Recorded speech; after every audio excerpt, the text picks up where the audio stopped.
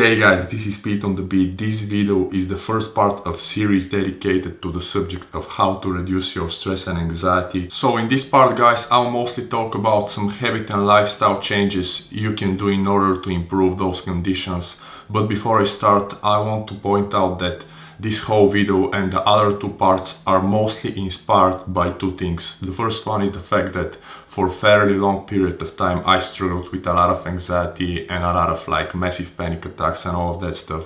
And the second thing is a comment I lately got on YouTube. So before starting with the explications and everything, I would like to firstly show you and read the actual comment I'm talking about, and then I'll continue with the whole video. The comment comes from All With Brain, so shout out to All With Brain, and here's what she says. You're such a great enrichment for YouTube, and it's nice to see you do things with so much passion. Keep going on. Have you got some advices for stressed people to keto adapt? As a woman and nursing mother, it feels like low carb is making my cortisol levels sky high. I'm skinny fat, so I do not have to lose a lot of weight, but I want to have stable energy throughout the day without the blood sugar crashes. So the first thing that I want to say is thank you for stopping on my page and giving me comments. That was one of the best comments I ever got on YouTube, so I really appreciate all of the things you said in it. And as long as for the keto adaptation, I highly encourage you to check my video how to enter ketosis fast. I'll put a link in the description box down below. And as long as for how to manage your stress levels, how to reduce the levels of your stress, I also highly encourage you to watch all of those three videos. In the first part, in this one, I'll discuss lifestyle adjustments or habit adjustments.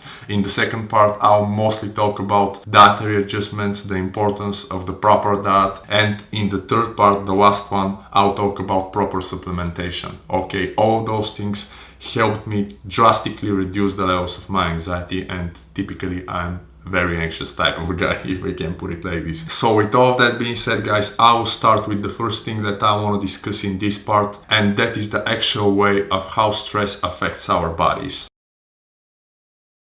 Stress activates the sympathetic nervous system and stimulates the release of stress hormones in our body. The three main stress hormones are adrenaline, aka epinephrine, cortisol, and noradrenaline, aka norepinephrine. After receiving a signal from the brain that a stressful situation occurs, adrenaline and norepinephrine are both released by adrenal glands. The primary function of those hormones is arousal. In other words, they make us more alert, focused, and aware. So here I would like to do a quick side note. Usually the cognitive enhancing drugs, the nootropics, some of those medications also boost adrenaline and norepinephrine. So now guys, let's talk about cortisol. As a part of what is called fight or flight response, cortisol is released in response to stress, low blood sugar levels, and fear. Cortisol is a steroid hormone produced by adrenal cortex. The way it works is by elevating the levels of blood glucose via the process of gluconeogenesis. Cortisol, also known as the stress hormone, is vital for our living and also has some anti-inflammatory properties. The hormone has its own rhythm and it goes up and down during certain times of the day. In order to wake the person during the early hours of the day, cortisol levels go up, and then as the day progresses, it starts to fade away. Usually it is at its highest before 8 AM, and that is the main reason why some people feel more stressed during specific hours of the day. Chronically elevated cortisol levels can not only damage the brain and the body, but also weaken the adrenals. That can lead to various different problems such as poor memory and learning ability, hypoglycemia, higher levels of bad cholesterol, obesity, and suppressed immune system. The excessive amounts of cortisol can also trigger conditions like panic attacks and anxiety.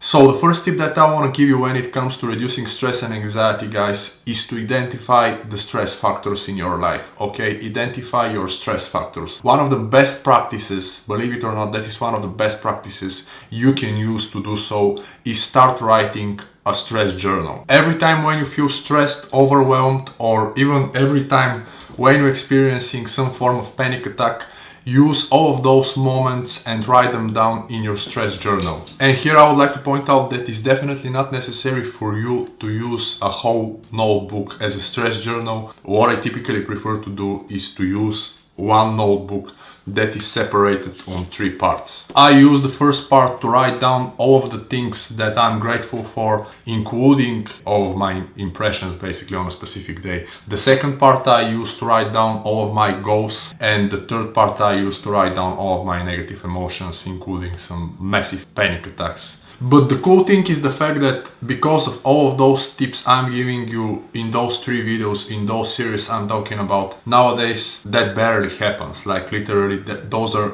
very rare occasions. Truth to be told, it's been a while since my last panic attack, and I'm very proud of myself and very happy. So yeah. So the second tip that I want to give you guys is something that is kind of related to the whole thing with the stress journal and basically documenting every time when you feel stressed out and all of that. And that is start measuring your stress levels. Okay, that is even better than writing down a stress journal. The main reason why measuring your stress levels is that important is the fact that it will give you an exact idea of all of the things that really make you feel that way. So you're gonna be able to either avoid them, or you start knowing when to stop doing them in order to avoid like a potential panic attack, or in order to avoid feeling overwhelmed. And now you probably wonder how to measure your stress levels, and the answer is pretty simple. Download a specific application. I believe you can download multiple applications, but in this video I will recommend you the one that I currently use. Actually, I really fuck with it because first of all, it is free. The second thing is that it is more than extremely easy to use. Anyone can use it. Basically, it will ask you certain things. It will ask you what are the things that you're currently involved in, so you're gonna be able to figure out on your own what are the things that really trigger your stress and anxiety. The name of the application I'm talking about, guys, is Stress Guide, and it is available on iTunes. As I've mentioned, it is free and it is manufactured by a company called Kenko or Kenko. I am not so sure how to pronounce the company's name, but I believe the application, it is extremely useful. And if you suffer from stress, anxiety, if you feel overwhelmed, I definitely encourage you to download that application.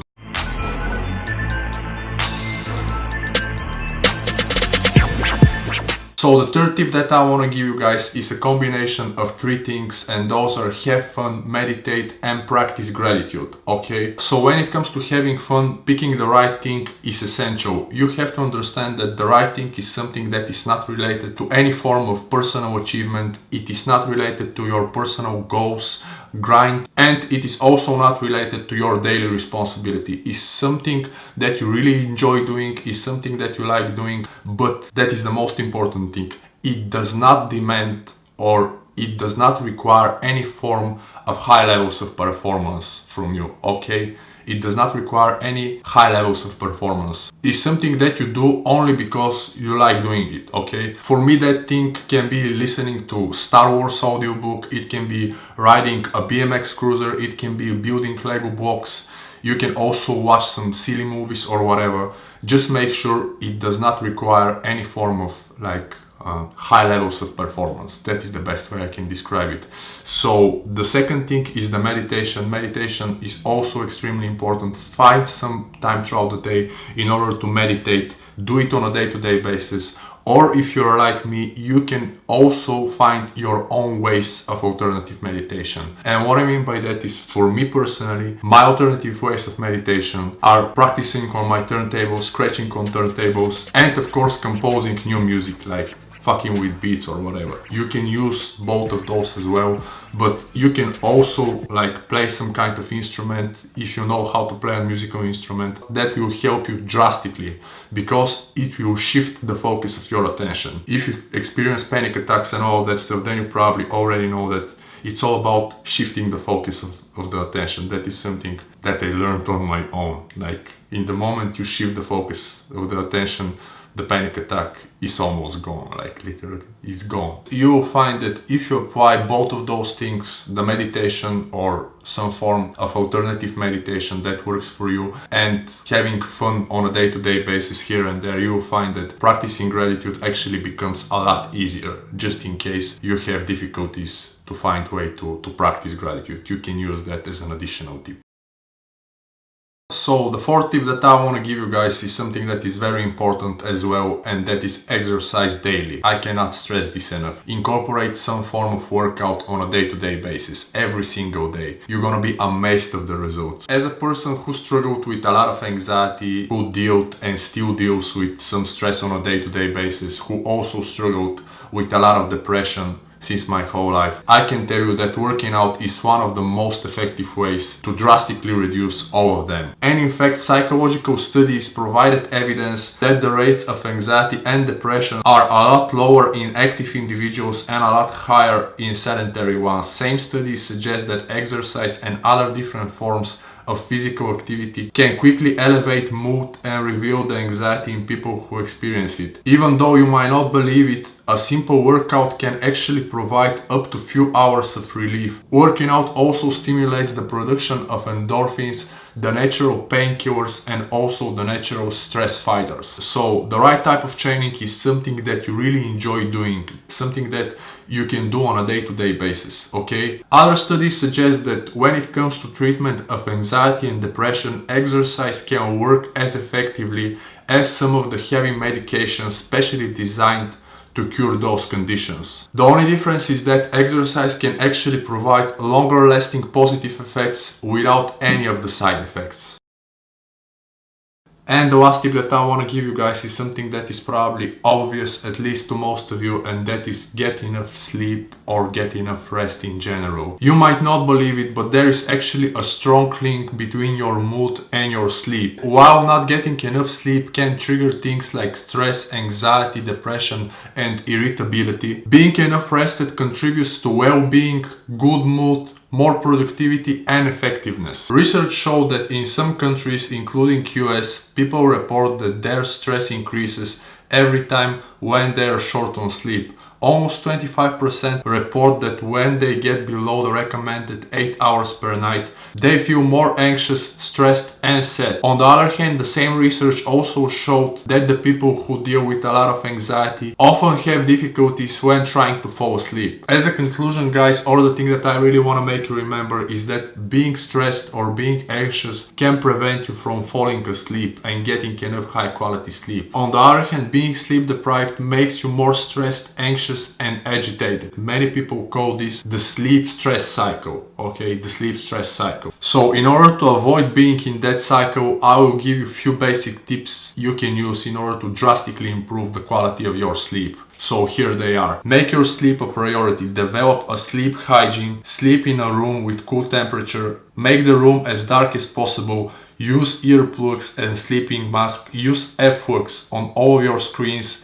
Avoid junk light at least 1 hour prior bedtime. Track your sleep with the sleep tracking applications. Put your phone in airplane mode. Go to the bed and wake up around the same time and use supplements. That is the last one. As an addition to all of those things, guys, I really want to also make you remember that spending certain amount of time, the recommended 8 hours or whatever in bed, is one thing, but the thing that actually makes the real difference is the quality of your sleep. That is the main reason I also recommend you to track your sleep on a day-to-day basis. So yeah, guys, this is basically everything I wanted to say in this video. Those are the habit, aka lifestyle tips, lifestyle hacks I wanted to give you. I'm wrapping it up for now. Please stay tuned for more. Have a nice one and good luck reducing your stress and anxiety. Oh, and by the way, just in case you want to find out more, I'll put a link in the description box down below to the full blog post, and I would like to also point out that for every part there will be a blog post as well on my website, that is PETEONTHEBEAT.com. so if you like the content, you can feel free to subscribe to my YouTube channel, and you can also feel free to subscribe to my blog, that is PETEONTHEBEAT.com. so yeah.